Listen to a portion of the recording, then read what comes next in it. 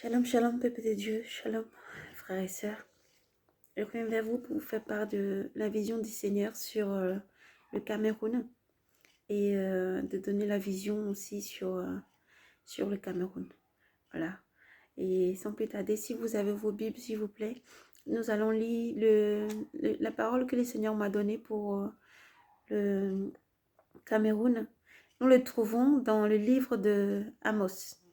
Donc Amos, le verset 2. Amos, verset 2, chapitre 6. Amos, verset 2, chapitre 6.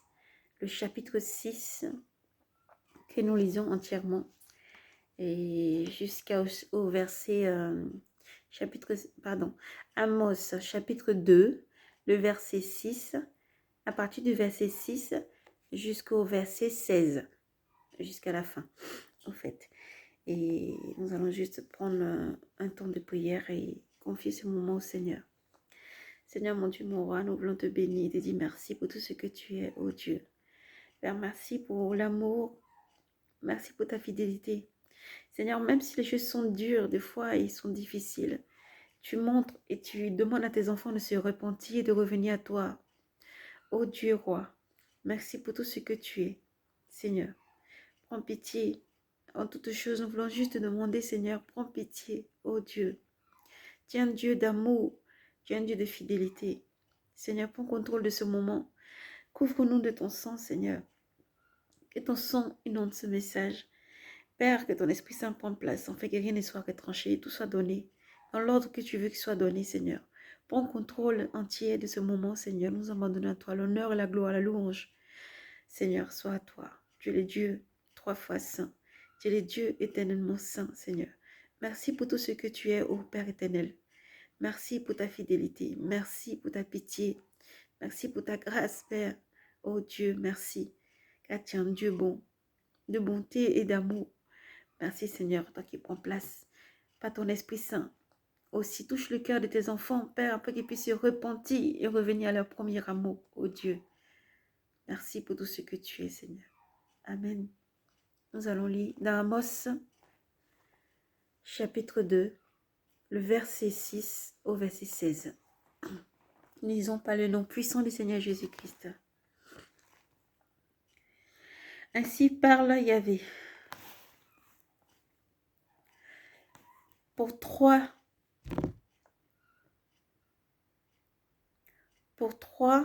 crimes d'Israël et pour 4, je l'ai décidé, sans retour, parce qu'ils vendent le juste à prix d'argent et le pauvre pour une pierre de sandale, parce qu'ils écrasent la tête des faibles sur la poussière de la terre, sur la poussière de la terre, et qu'ils font dévier la route des humbles, parce que fils et père vont à la même femme. Parce que fils et père vont à la même fille, afin de profaner mon saint nom, parce qu'ils s'étendent sur terre, parce qu'ils s'étendent sur des vêtements pris en gage, parce qu'ils s'étendent sur des vêtements pris en gage, à côté de tout l'air autel, et qu'ils boivent dans la maison de leur Dieu le vin de ceux qui sont frappés d'amende. Et moi, j'avais anéanti devant eux l'Amorite, lui dont la taille égalait celle des cèdres, lui qui était fort comme les chênes. J'avais anéanti son fruit en haut et ses racines en bas. Et moi, je vous avais fait montrer d'Égypte.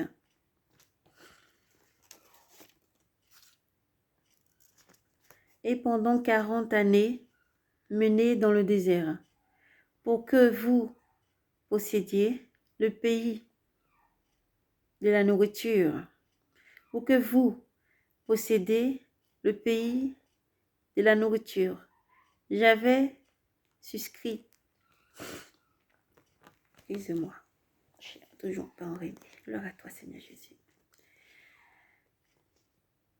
J'avais suscité parmi vous, fils. J'avais suscité parmi vos fils des prophètes et parmi vos jeunes gens des nazirs. N'en est-il pas ainsi, enfants d'Israël? Oracle de Yahvé. Oracle de Yahvé.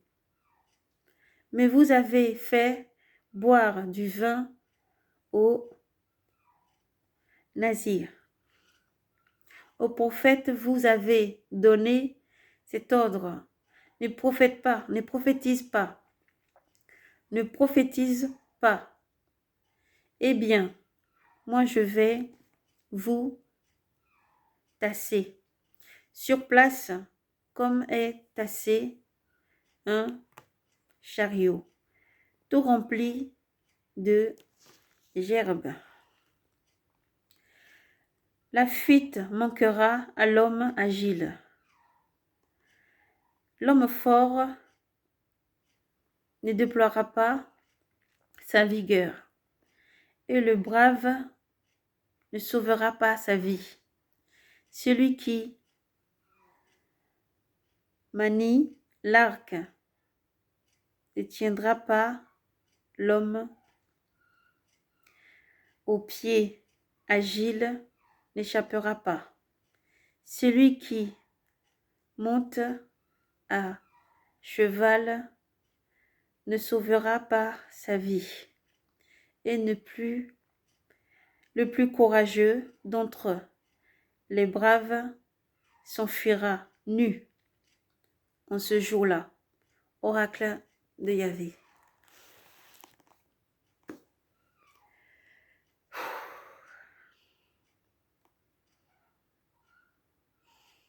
Gloire à toi, Seigneur.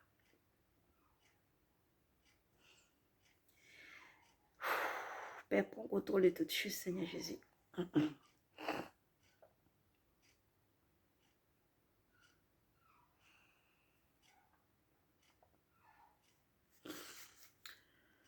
Prends contrôle de toutes choses, Seigneur.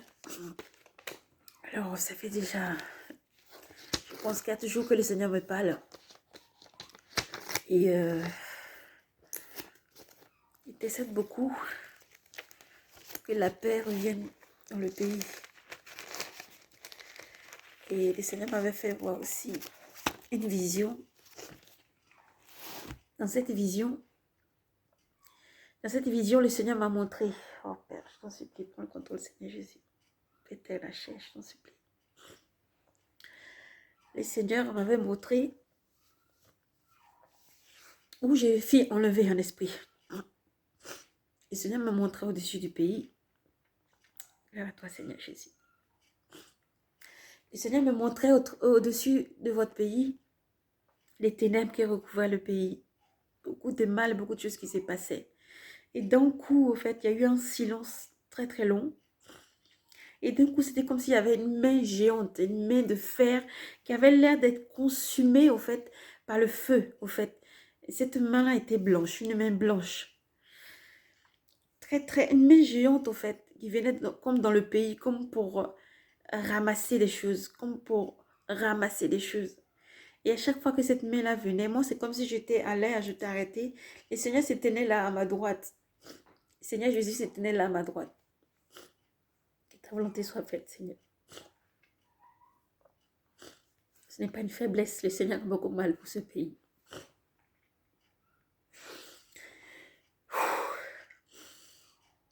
Gloire à toi, Seigneur.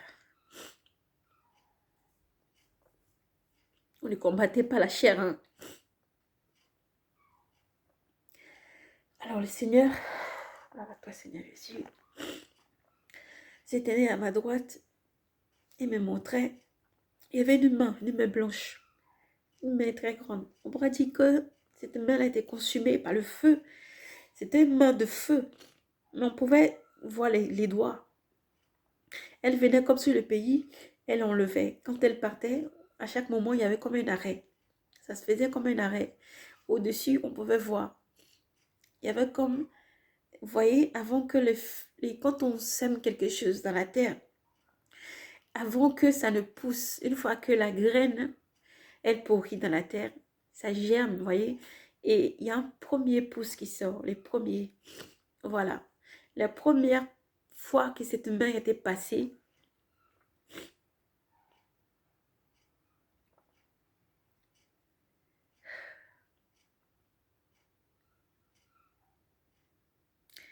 elle est passée comme ça, elle a récupéré. C'était des jeunes plantes qui poussaient.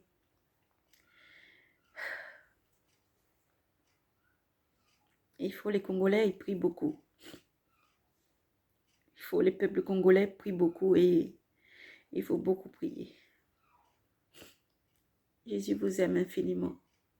Et la première main qui passait, elle ramassait vraiment les premiers gerbes donc, qui sortaient de la terre. Elle prenait, elle partait. Ça faisait un bouillonnement. Ça faisait boum, ça récupérait et ça repartait. La deuxième fois, ça s'arrêtait, la pause. Seigneur, tu es souverain.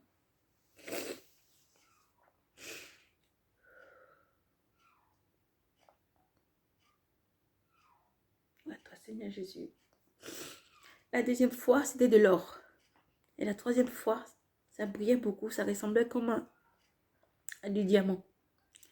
Voilà. Et le Seigneur a dit qu'il faut parler à ce pays-là encore. Le Seigneur vous appelle à la repentance. Le Seigneur vous appelle vraiment à la repentance. Le Seigneur vous appelle à la repentance. Peuple congolais, peuple camerounais. Le Seigneur vous appelle à la repentance. Le Seigneur vous appelle à la repentance. C'est le seul Dieu qui peut sauver. Alors comme je me posais beaucoup de questions, que je n'avais pas à libérer ce message, j'attendais vraiment la confirmation, car tout doit être éclairé par la parole du Seigneur. Nous ne pouvons pas nous positionner là pour parler comme ça, pour parler. Tout doit être éclairé par la parole du Seigneur. Il doit nous guider, parce que c'est sa parole qui éclaire les sentiers de tous ses enfants et les chemins de ses enfants. Alléluia. Et le Seigneur appelle son peuple à la repentance. Par ce verset dans le livre d'Amos, le chapitre 2, le verset 6 à 16. Voilà, le Seigneur appelle son peuple à la repentance. Le Seigneur vous appelle à la repentance. Repentez-vous, priez beaucoup. Même si vous êtes éparpillés dans le monde entier, tous les saints, les prophètes, priez beaucoup, priez énormément. Il faut prendre des temps de jeûne. Il faut prendre des temps de jeûne sec. Il faut prendre des temps de combat spirituel intense. Il faut beaucoup prier. Sinon, le sang qui a commencé à couler ne va pas s'arrêter. Il faut beaucoup, beaucoup prier. Et même si nous ne faisons même pas partie de ce pays, cette douleur-là nous touche énormément. Et même si nos pays semblent seulement d'apparence tranquille, nous devons prier. Nous agenouiller, nous devons jeûner pour nos frères qui souffrent. Leurs cris montent jusqu'à Dieu. Mais cette force qui est en train de dévaster ce pays, cette force qui est en train de faire couler du sang, elle ne fait pas couler, elle fait que couler le sang. Elle boit même le sang. Vous ne combattez pas des forces physiques. Vous n'êtes pas en train de combattre la chair que vous voyez. Il faut vraiment revenir au Seigneur. Revenez à vos premiers amours. Repentez-vous, repentez-vous. Laissez l'idolâtrie. Laissez tout ce qui ne glorifie pas le nom du Seigneur. Laissez tout ce qui vous avez amassé, vous pensez comme richesse terrienne, à laquelle vous voulez vous accrocher. N'est que vanité. Courez après celui qui peut sauver votre âme. Courez après celui qui peut sauver votre âme. Courez après celui qui peut sauver votre âme. Courez après celui qui peut sauver votre âme. Fuyez l'idolâtrie. Fuyez l'idolâtrie. Courez après celui qui peut sauver votre âme. Fuyez l'idolâtrie. Lorsque le Seigneur me parlait, j'avais très mal au cœur. Je pleurais intérieurement beaucoup. Beaucoup. J'étais là même quand j'étais en train de lire, il m'a donné le psaume.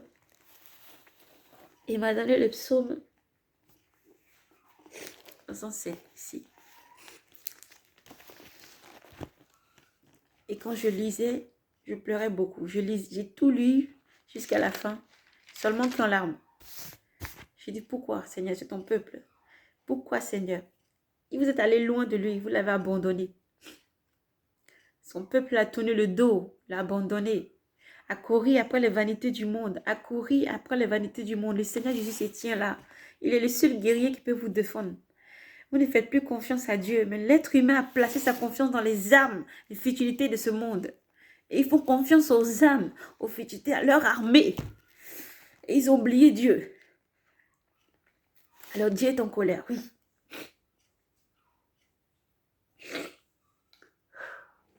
Excusez-moi.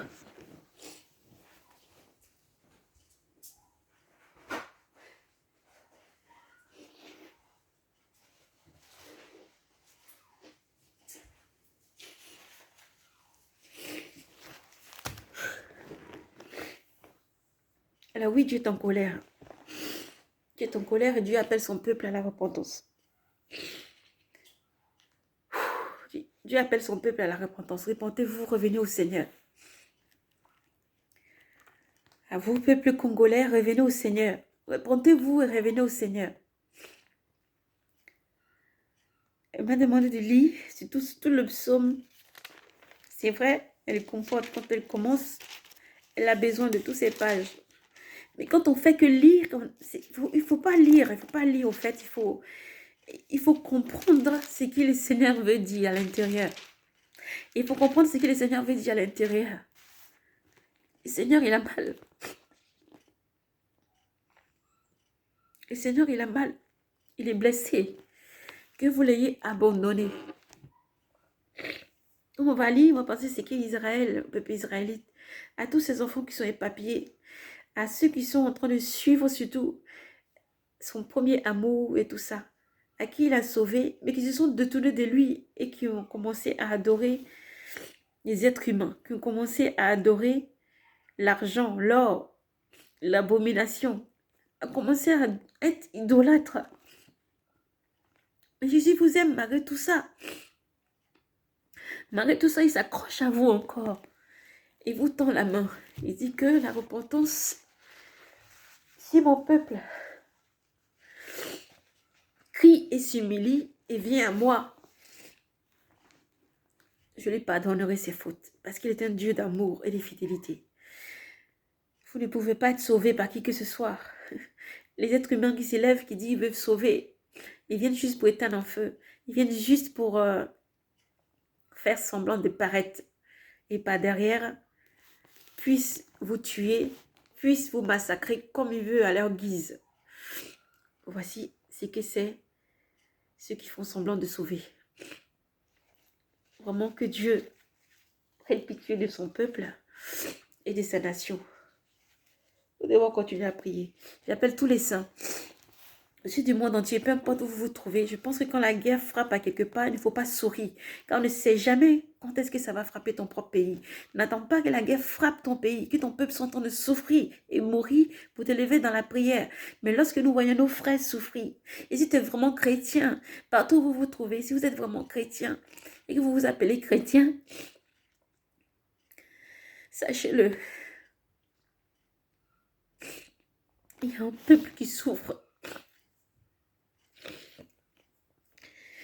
Si on peut se lever ce matin, on peut se lever, on peut vivre, on peut respirer et on peut manger, on peut aller faire des courses, on peut sortir. Il y a le peuple de Dieu derrière qui souffre. Nous avons nos frères qui pleurent du matin au soir, ils n'ont pas la sécurité, ils ne peuvent pas manger ni vivre, ils n'ont pas la paix. Ils souffrent énormément et nous devons les porter avec la prière. Nous devons les porter avec des jeûnes. Nous devons prendre des programmes de jeûne à sec. Nous devons prendre des programmes de jeûne pour les soutenir dans la prière. Quel que soit là où ils se trouvent. On n'a pas besoin d'être dans ce pays. On n'a pas besoin de se faire appeler ou Camerounais ou Gabonais ou Ivoirien ou peu importe. Je ne sais pas dans quel autre pays il y a la guerre ou peu importe. Mais quand nous avons nos frères qui souffrent, nous nous faisons appeler chrétiens. Mais quand il faut les soutenir en prière, il n'y a personne. Il faut se lever dans la prière. N'attendons pas que nos pays soient frappés. N'attendons pas que ce sang coule dans nos pays aussi. Mais nous devons les soutenir. Dans la prière. Excusez-moi. Nous devons les soutenir dans la prière. Pardonnez-moi. Ce n'est pas la chair qui s'exprime. Quand le Seigneur prend le contrôle de toutes choses. Et l'Esprit Saint prend le contrôle de toutes choses. Le Seigneur souffre. Il voit son peuple ne sait pas où donner de la tête. Ces nations qui courent partout ne sachant pas où aller. Où s'y cacher. Il souffre énormément, il pleure. Les prières montent jusqu'à Dieu. Et tu regardes toute l'abomination, il regarde tout. Comment vous l'avez abandonné, comment vous êtes détourné de son bras fort, comment vous êtes détourné, comment vous êtes devenu idolâtre, comment vous courez après l'or et l'argent, comment vous vous disiez, vous vous plaisez dans la vie de luxure. Et vous avez abandonné Dieu. Le Seigneur Jésus est amour. Il est un Dieu compatissant. Seulement, il faut se repentir. Et comme à Ninive, nous allons crier tous les jours. Repentez-vous. Il n'est pas trop tard. La repentance, il n'est pas trop tard. La repentance, il n'est pas trop tard. Ne laissez pas le Seigneur. N'abandonnez pas le Seigneur. Le Seigneur dit les glaives pour les glaives, la chaîne pour la chaîne. Il nous dit les glaives pour les glaives, la chaîne pour la chaîne. N'abandonnez pas le Seigneur. Et heureux tous ceux qui meurent dans le Seigneur. Heureux tous ceux qui meurent dans le Seigneur. Ne mourrez pas pour les vanités du monde, mais pour le Seigneur. Jésus vous aime. Jésus vous aime beaucoup. Il vous tend la main encore et il vous appelle à la repentance. Il vous appelle à la repentance sincère. Voilà, une repentance sincère. Repentez-vous et revenez au Seigneur. Repentez-vous et revenez au Seigneur. Repentez-vous et revenez au Seigneur. Repentez-vous et revenez au Seigneur. La main qui agit en ce moment dans votre pays, la main en ce moment qui est en train de vouloir tout prendre, tout posséder et tout ramasser, ce n'est pas une main d'homme que vous voyez de la chair. Vous devez rentrer en prière profonde et partout où vous vous trouvez dans le monde entier, vous devez beaucoup prier, beaucoup pour intercéder afin que le Seigneur vraiment, dans sa miséricorde, soit le maître de ce combat et vraiment revient sa décision, vraiment qu'il revient un grand amour de paix dans son cœur et qui vous pardonne et qui vous sauve. Lui seul peut vous pardonner et vous sauver. Lui seul peut vous sauver. Mais il faut revenir au Seigneur de tout votre cœur. Laissez les œuvres mauvaises, l'idolâtrie ne peut pas vous sauver. Le Seigneur Jésus, lui seul peut vous sauver. Dieu seul peut vous sauver. Revenez à votre premier amour. Alors que Dieu vous bénisse et vous garde. Le message était donné. Je ne peux pas rajouter quoi que ce soit. Mais que Dieu vous bénisse et vous garde. Seigneur, que ta main puissante prend le contrôle de toutes choses. Père, prends pitié de ta nation, de ton peuple, Seigneur. Merci pour tout ce que tu es, Père. Que Dieu vous bénisse et vous garde. Persévérez encore dans la prière. Et nous devons soutenir nos frères qui souffrent énormément. Car le sang coule énormément et va encore couler énormément. Et nous devons les soutenir dans la prière. Peu importe où nous nous trouvons, peu importe nos races, nos langues, peu importe si vous avez des difficultés ou alors des colères. Laissez tomber tout ça, pardonnez. Levez-vous dans la prière, l'intercession. Parce que le moment est venu de s'unir pour le Seigneur. Le moment est venu de s'unir dans la prière. Car le Seigneur lui-même, le Maître, arrive. Et c'est lui seul qui peut sauver sa nation, son peuple. Et des langues. C'est lui seul qui sauve. C'est lui seul qui sauve. Dieu vous appelle à la repentance. Et Dieu vous aime. Jésus vous aime. Un seul nom qui sauve, c'est Jésus-Christ. Dieu lui seul. Fuyez l'idolâtrie. Laissez tout ce qui est vanité. La sorcellerie, la magie. Et tout ce qui est mauvais. Fuyez tout ça. Et revenez au Seigneur. C'est lui seul qui peut vous sauver. Lui seul. Lui seul. Que Dieu vous bénisse et vous garde. Vos peines sont partagées. Que Dieu vous bénisse et vous garde. Shalom et grâce à vous. Courage.